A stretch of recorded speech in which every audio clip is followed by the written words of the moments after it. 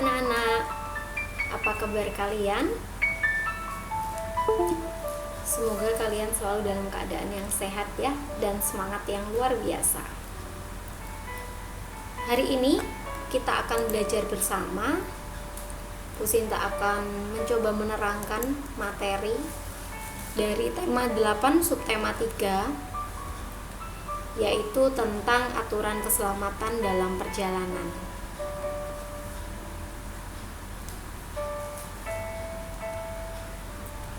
Sudahkah kalian siap anak-anak? Jika sudah, mari kita mulai belajarnya ya.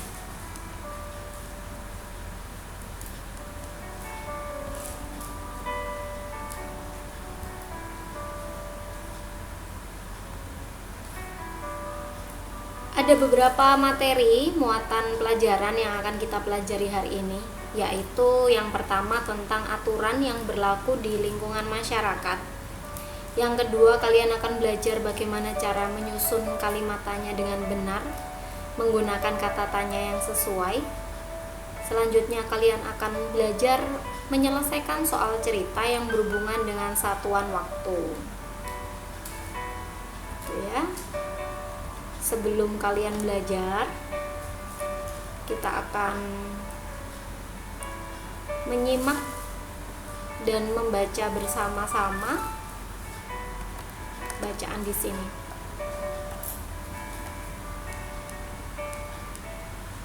Udin dan teman-teman bermain kasti. Mereka bermain kasti di lapangan. Jika menuju lapangan, melewati jalan raya. Nah, jika berjalan di jalan raya, kita harus mematuhi aturan. Perhatikanlah gambar berikut ini.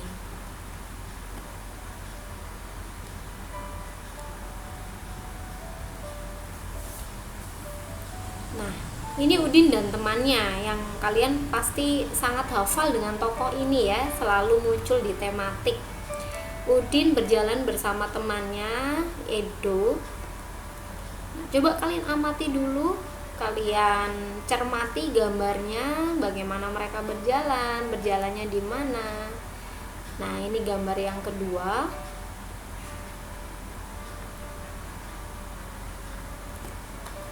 Lalu ini gambar yang ketiga. Kalian amati nih jalannya. Mungkin kalian sudah menebak-nebak ya, ini namanya apa. Ya.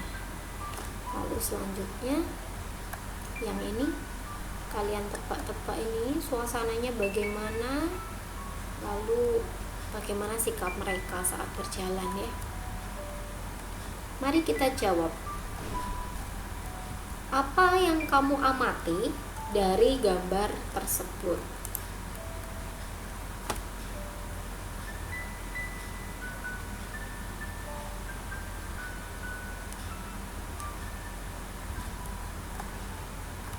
Gambar yang pertama,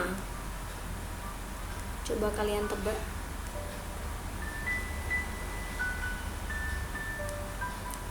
Ya, ini adalah aturan yang pertama, yaitu ketika kita berjalan, semua pejalan kaki wajib berjalan di trotoar.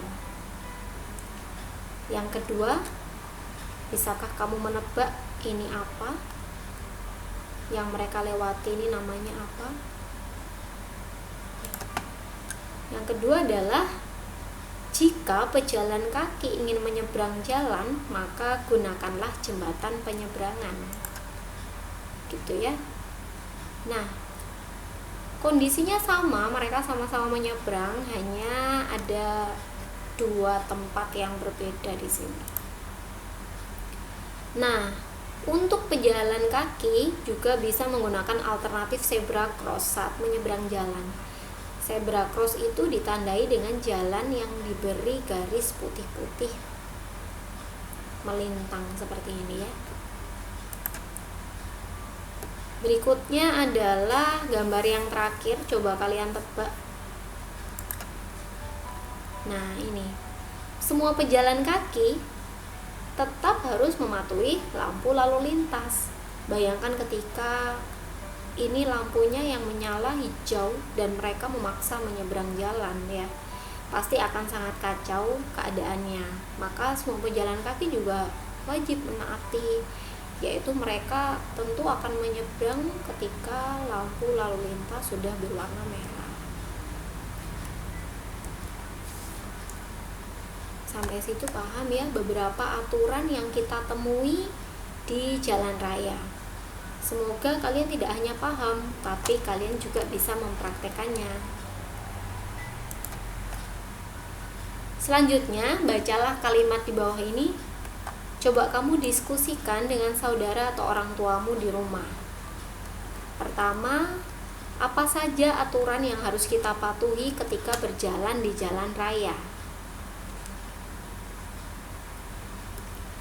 Di mana kita harus berjalan ketika hendak menyeberangi jalan raya?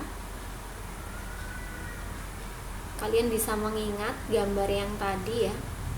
Selanjutnya, kapan kita harus mematuhi aturan lalu lintas? Berikutnya adalah mengapa kita harus patuh pada aturan lalu lintas? Selanjutnya, siapa orang yang bertanggung jawab mengatur lalu lintas? Dan pertanyaan yang terakhir adalah bagaimana pendapatmu jika ada orang yang melanggar lalu lintas? Anak-anak, coba kalian bisa diskusikan pertanyaan-pertanyaan ini. Kalian bisa bertanya, kalian bisa juga mengingat ketika di jalan raya. Lalu kalian coba menjawab sendiri sesuai apa yang kalian ketahui.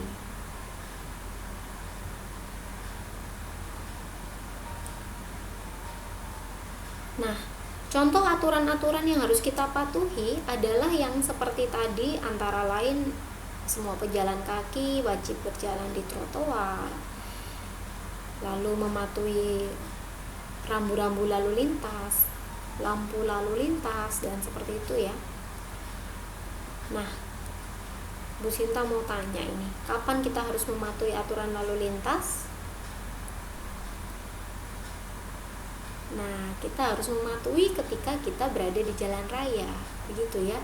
Ketika kita membaca ada aturan lalu lintas, maka wajib kita menaatinya. Semua itu demi kebaikan bersama dan supaya kondisi di jalan raya juga dapat lancar dan tertib sesuai dengan apa yang kita harapkan.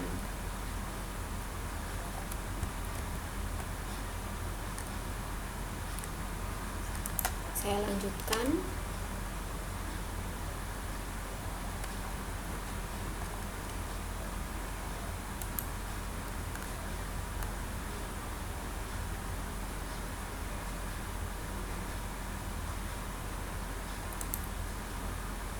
Nah, anak-anak, apakah kamu tahu jenis kalimat apa yang kamu baca sebelumnya? Jenis kalimat apa? Ayo. Nah, kalimat tersebut adalah kalimat tanya. Kalimat tanya diawali dengan kata tanya dan diakhiri dengan tanda tanya. Seperti ini tanda tanya ya. Nah, seperti ini. Itu ya, namanya itu tanda tanya.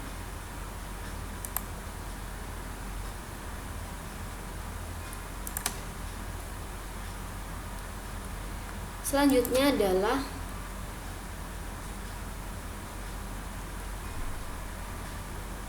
coba kalian jabarkan atau kalian sebutkan macam-macam kata tanya yang kalian ketahui. Yang pertama adalah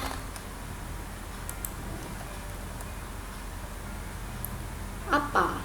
Ya, kata tanya apa digunakan untuk menanyakan benda atau objek yang sedang kita kerjakan. sesuatu yang sedang kita lakukan, kita bisa menggunakan kata apa. Selanjutnya siapa. Siapa itu menanyakan orang atau subjek atau benda yang melakukan sesuatu. Biasanya orang ya, kata bendanya itu menuju kepada nama orang. Selanjutnya adalah kapan. Kapan digunakan untuk menanyakan tentang waktu melakukan kegiatan. Nah, mengapa? Mengapa bisa digunakan untuk menanyakan alasan melakukan suatu kegiatan? Di mana? Kalian perhatikan menulis di mana harus dipisah ya, karena kita akan mengacu kepada suatu tujuan atau tempat. Jadi di mana itu ketika kita ingin menanyakan suatu tujuan atau tempat. Dan selanjutnya adalah bagaimana. Bagaimana dapat digunakan untuk menanyakan suatu proses atau cara melakukan suatu kegiatan.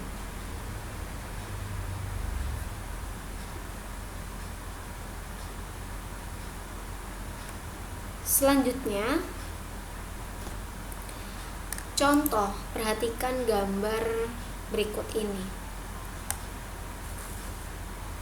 Coba kamu amati siapa ini, lalu apa yang sedang terjadi dengan dia. Di sini sudah ada beberapa kata tanya untuk membantu kalian memunculkan ide. Kira-kira apa yang ingin kalian tanyakan ketika melihat gambar seperti ini? Bu Sinta kasih satu contoh. Mengapa Bapak ini terjatuh dari motornya?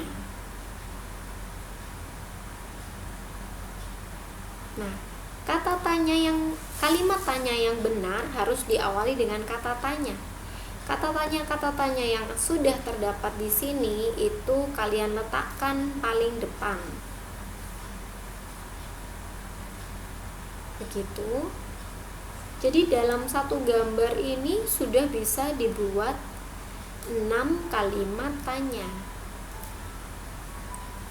Coba kalian buat, namun kalimatnya harus sesuai dengan gambar ya.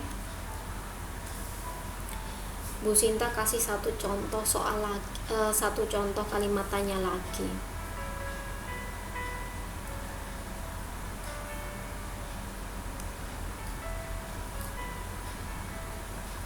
Siapa nama Bapak yang mengalami kecelakaan itu? Boleh juga seperti itu ya. Contoh yang salah misalnya, mengapa Edo tidak masuk sekolah? Memang benar kalimatannya, tapi tidak sesuai gambar. Begitu, maka itu tidak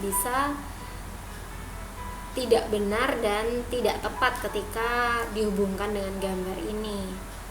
Bagaimana? Apa kalian sudah paham cara membuat kalimat tanya?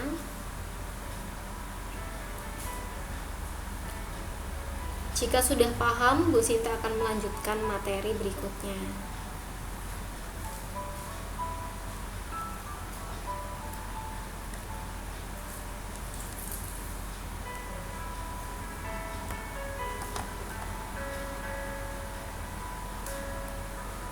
Nah, anak-anak, memang kita perlu mematuhi aturan di jalan raya supaya tidak celaka.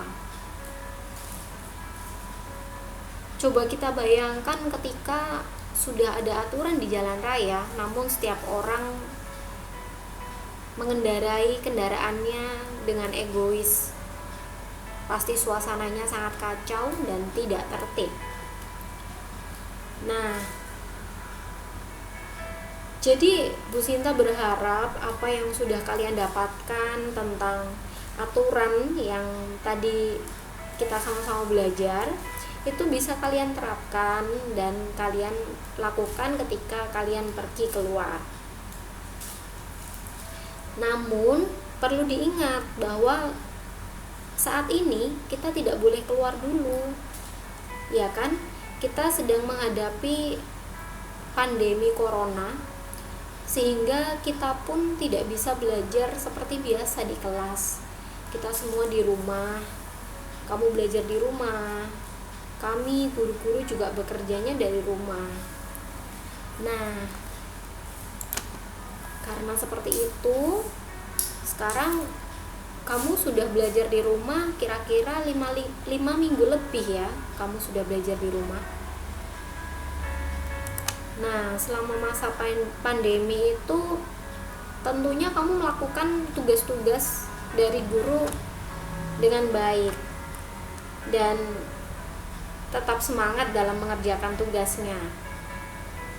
Nah, anak-anak, jika 1 minggu itu ada 7 hari, apa kamu bisa menyebutkan nama-nama hari secara urut?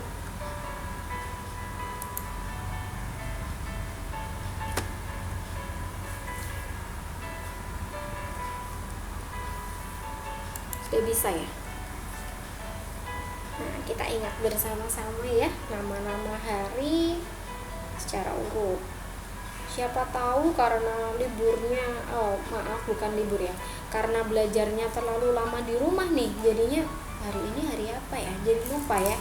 Nah, kita ingat bersama-sama: Senin, Selasa, Rabu, Kamis, Jumat, Sabtu, Minggu, dan ini semua ada 7 hari.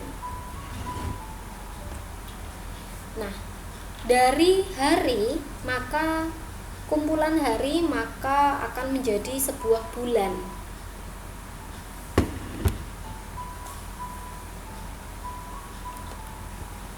Coba kamu lihat kalender ini.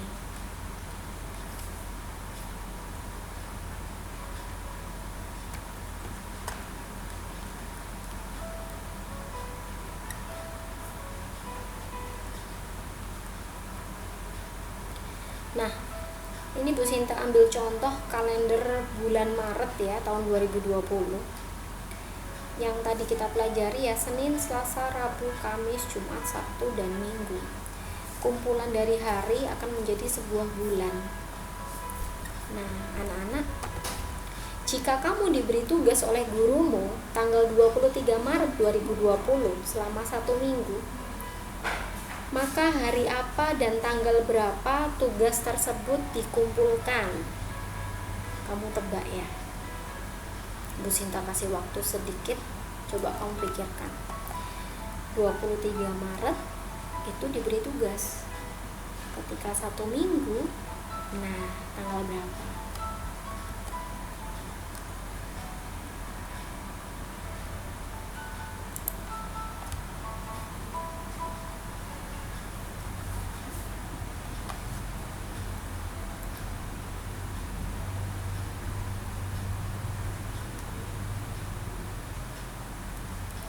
Seperti ini, ayo kita hitung bersama-sama ya anak-anak.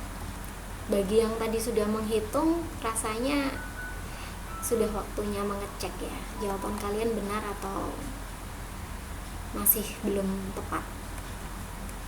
Nah, kita mulai dari tanggal 23, lalu kita hitung selama 7 hari, karena 1 minggu ada 7 hari.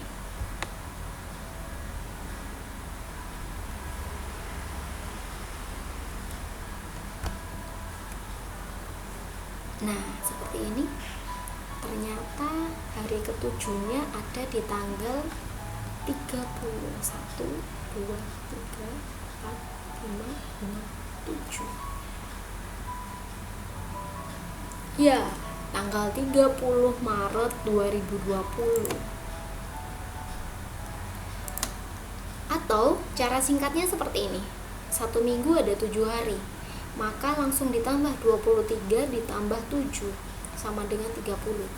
Sehingga jawabannya 1 minggu kemudian adalah tanggal 30 Maret 2020, hari Senin. Bu Sinta kasih Satu lagi contoh soal yang terakhir ya.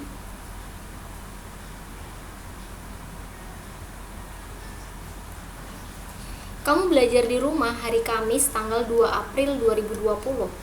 Jika masa belajar di rumah diperpanjang 2 minggu, maka tanggal dan hari apa kamu akan masuk sekolah kembali? Kamu boleh lihat kalender, kamu hitung 2 minggu setelahnya itu kapan.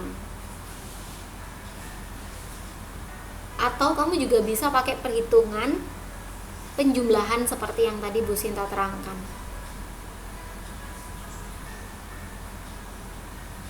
Ada yang sudah menemukan?